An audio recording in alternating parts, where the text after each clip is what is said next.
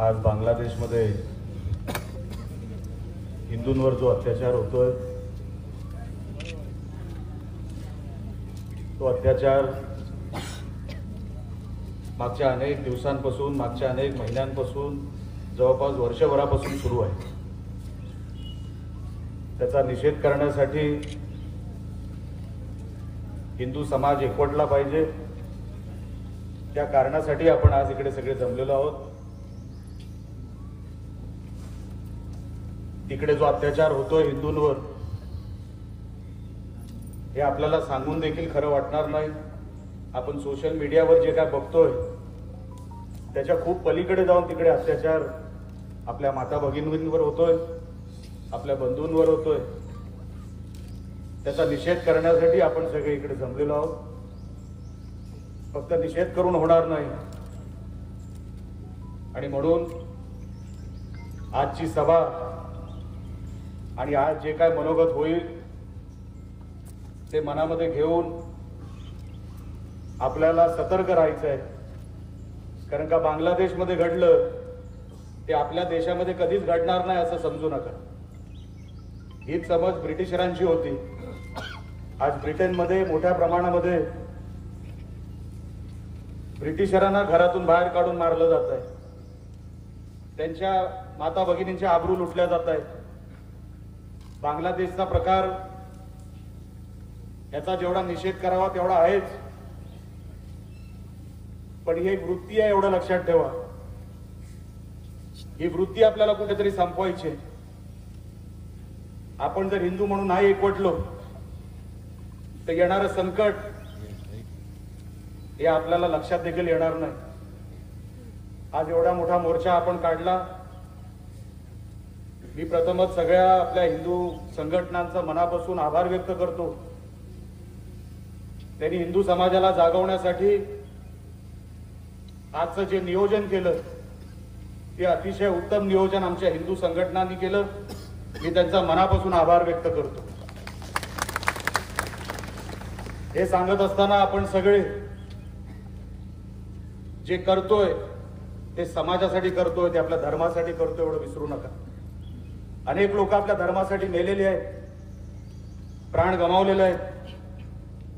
कशासाठी?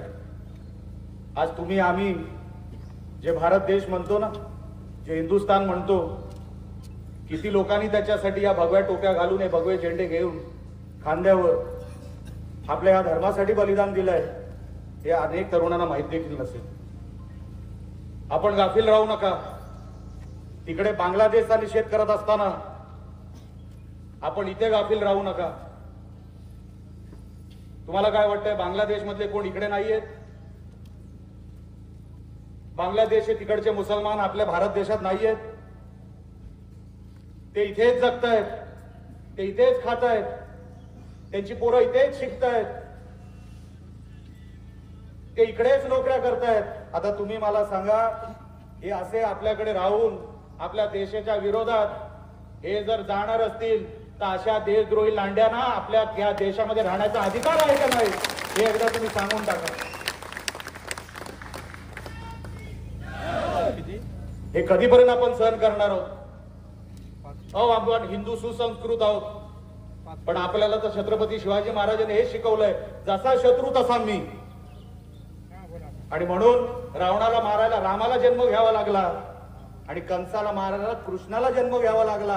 तर जसा माझा शत्रू आहे ना तसाच आपल्या हिंदू समाजाला राहावं लागेल। आणि जर नाही राहिला तर काही इकडचा शिल्लक राहणार नाही। ते लोक रोज येत आहेत आपल्याकडे, ट्रेन भरून भरून येत आहेत, कुठल्या कुठल्या नेपाळच्या मार्गातून येत आहेत। आपण गाफील आहोत।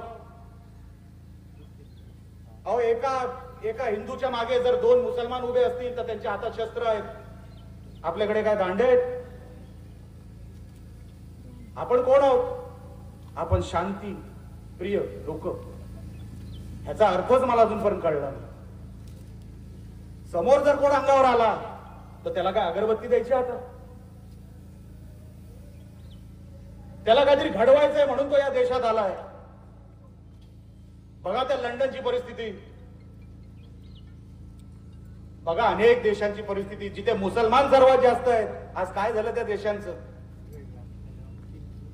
त्यांना त्यांचा कॅलिफेट बसवायचा आहे. तो कॅलिफेट बसवण्यासाठी ही सगळी धडपड आहे. अख्ख्या जगावर त्यांना त्यांचं जे काय धर्म आहे ना तो बसवायचा आहे. अख्ख्या जगावर आपण देश कुठे घेऊन बसलोय? एक बांगलादेश कुठे घेऊन बसलोय, एक लंडन आणि एक ब्रिटन कुठे घेऊन बसलोय? अख्ख्या जगावर त्यांना धर्म बसवायचा आहे. आणि तुम्ही आणि आम्ही फक्त देशावर आपली गल्ली सांभाळू शकत नाही, ते जगावर राज्य करण्याचा विचार करताय. आपण कुठे आहोत? अहो, चारी बाजूनी घेरलं हिंदू समाजाला. एका मोर्चाने हे सगळं संपणार नाही. आमच्या ताई इकडे बोलल्या की हे सगळं चित्र समाधानकारक आहे, मुळेच नाही. ही सुरुवात आहे, लक्षात ठेवा. अजूनपर्यंत युद्ध संपलेलं नाही. जे आपले जवान एवढी वर्ष जिथे काय प्राणाची आहुती देऊन गेले ना, जे सगळे शहीद झाले, ते असेच नाही शहीद झाले. अहो, रोज चारी बाजूनी घेरलं जाते. आपल्याला काय माहित? आपल्याला काय माहित? आपल्या मुली पळवल्या जात आहेत. आपल्या गणपतीच्या रॅलीवर, विसर्जनाच्या रॅलीवर दगडफेक होते. आपल्या महाराष्ट्रामध्ये, आपल्या देशामध्ये होत हे सगळं. एक रॅली काढून संपणार आहे? आपल्या गणपती, आपल्या रामनवमीच्या कार्यक्रमावर दगडफेक होते. हनुमान जयंतीच्या रॅलीवर दगडफेक होतोय. आपण कुठे आहे? बांगलादेश मधला हिंदू वाचवायचा ना, तो वाचू आपण. नरेंद्र मोदी साहेब आहेत त्याच्यासाठी. पण आपल्या या देशाची वाचवायची जबाबदारी पण आपल्या सगळ्यांवर आहे. गाफील राहू नका असे. अहो, बांगलादेशला आडवा करायला ना आपल्या मोदी साहेबांना 2 दिवस लागणार नाही. 48 तासामध्ये बांगलादेश आडवं करू.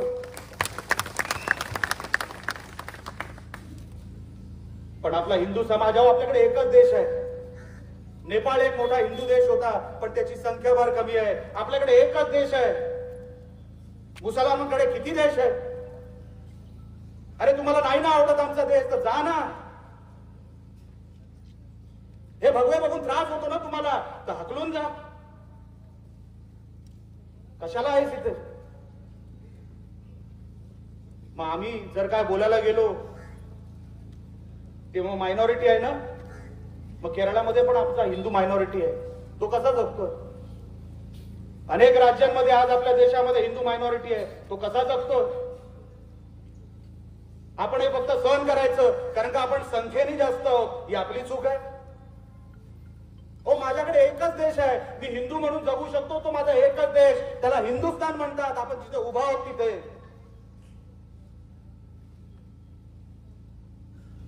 बाजूला पाकिस्तान आहे, एका बाजूला बांगलादेश आहे. काय घाणेरडे प्रकार झाले हो. त्या बांगलादेशच्या त्या मुसलमानाने स्वतःच्या पंतप्रधानांबद्दल जे काय केलं ना, माणुसकी असलेली माणसं नाही करू शकत. अहो, ते त्यांचेच झाले नाही तर आपले कधी होणार आहेत? बघा, जिथे जिथे जे काय चाललंय अख्ख्या जगामध्ये, जिथे जिथे मुसलमानांनी पाय ठेवला त्यांनी गर्दी जमवली, त्यांनी एका बाजूने एका देशाला घेरलं, ती तिकडच्या माणसाला आणि तिकडच्या देशाला अस्वस्थ केलं. ही परिस्थिती आपल्यावर आपण आणणार आहोत. उद्या आपल्या माता भगिनी जर रस्त्यावरून चालत असतील तर आपण काय विचार करायचा? नाही, कोणतरी यांना पळून नेईल, कारण का ते संख्येने वाढत आहेत. आपली लहान लहान मुलं जेव्हा शाळेत जातील, अहो, आपण आज मंदिरांवर, आमच्या गणपतीच्या रॅलीवर, आमच्या हनुमान जयंतीच्या रॅलीवर दगड खातोय. आपण कुठल्या बांगलादेशच्या वार्ता करतोय? आपल्या हनुमान जयंतीच्या रॅलीवर जर दगडफेक होत असेल आणि आपण फक्त भाषण ऐकून इकडे घरी जाणार असाल तर कशाला पाहिजे हे व्यासपीठ? हे भगवे झेंडे बघा, दिसायला कसे बरे वाटतात, पण ते फक्त हातामध्ये नसायला पाहिजे, ते रक्तात भगवे असले पाहिजे, तर त्या भगव्याचा फायदा आहे. असेल आमचे विचार तिखट. स्वर्गीय बाळासाहेब ठाकरेंना ऐकत ऐकत मोठे झालेलो आहोत. जर आज नाही आपण करू शकलो तर आपल्या पिढीला पुढे आपण काय उत्तर देणार आहोत? काय सांगणार आहोत आपण? की आपण एक बांगलादेशच्या हिंदूंसाठी रॅली केली, त्याच्यानंतर सगळं विसरलो. व आमचा नितेश राणे बघा, जेव्हा जेव्हा पक्ष त्याला हात देतो, देतला नाही तरी जेव्हा जेव्हा हिंदू समाज त्याला हात देतो, सगळं काय सोडून तो तिकडे त्या भागामध्ये पोहोचतो. तो दिवस बघत नाही, रात्र बघत नाही. गायींची गोहत्या होते. आमच्या रत्नागिरीमध्ये गोहत्या झाली. अहो बिचाऱ्या वासराचं मुंडकं खाली पडलं आणि आमच्या पोलिसांनी आम्हाला रिपोर्ट दिला की कुत्र्याने खाल्लं.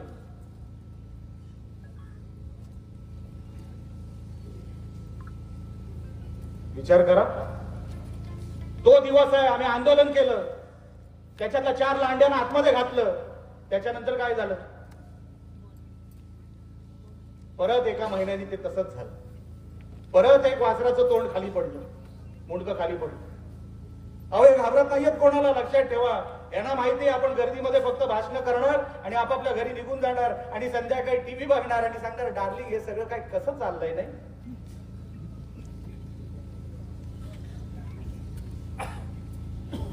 हे कसं चाललं, हे असं नाही चालू शकत. बघा तिकडचे सगळी लोक, बघा आपण काय करतोय.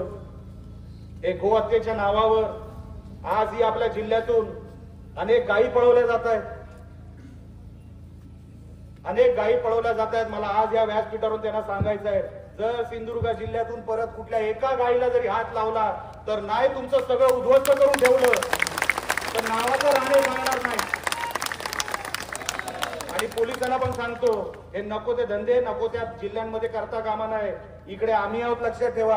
बाकी कुठे काय होतं मला माहित नाही, पण या जिल्ह्यामध्ये परत जर कधी गोहत्येसाठी किंवा कधी कुठल्या गायी पळवल्या गेल्या तर तुम्ही पण तेवढेच जबाबदार आहात. तुम्हालाही उत्तर द्यावं लागेल. हे आता सहन करू नका. बोलण्यासारखं भरपूर काय, पण माझ्यानंतर 2 वक्ते अजून बोलणार आहेत, कदाचित 3 वक्ते असतील. मी आपल्याला हात जोडून विनंती करतो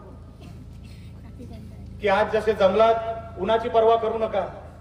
एक दिवस उन्हात राहिलात तर काळं होणार नाही कोण. पण धर्म जर रोज थोडा थोडा थोडा कमी होत गेला तर नाहीसा होतो. लक्षात ठेवा. पुढच्या पिढीला आपण काय सांगणार आहोत? हिंदू धर्म कसा होता, कोण होते ते कारसेवक ज्यांनी बाबरी पाडली, कशासाठी पाडली, कशासाठी दंगली झाल्या मुंबईमध्ये, कसे तिकडे कारसेवक मेले, कसे तिकडे शिवसैनिक मेले, काय सांगणार आहोत आपण आपल्या पुढच्या पिढीला? कुठली उदाहरणं देणार आहोत आपल्या धर्माची? जर धर्माला जिवंत ठेवायचं असेल तर जिवंतपणा तो दाखवावाच लागतो. फक्त मी हिंदू आहे, अरे तू हिंदू असलास तर काय होलं, तुझा हिंदूपणा दिसला पाहिजे तर तू हिंदू आहे. असा हिंदू आपल्याला इकडे उभा करायचा आहे. आपण सगळे जंगलात या बांगलादेशच्या या सगळ्या जे काही प्रकार चालू आहेत, हिंदूंच्या वर अत्याचार जे चालू आहेत ते लवकरात लवकर थांबवावे. त्यांना तिथपर्यंत आपल्या देशाच्या माध्यमातून, आपल्या मोदी सरकारच्या माध्यमातून लवकरात लवकर त्यांच्या घशात हात घालून हे सगळं थांबवावंच लागेल. तोपर्यंत आपला हिंदू गप्प बसणार नाही. ह्याच्यासाठी आजची ही सभा आहे. आपण सगळे आलात त्या सगळ्यांबद्दल मी आभार व्यक्त करतो आणि इथेच सांगतो. जय हिंद, जय महाराष्ट्र.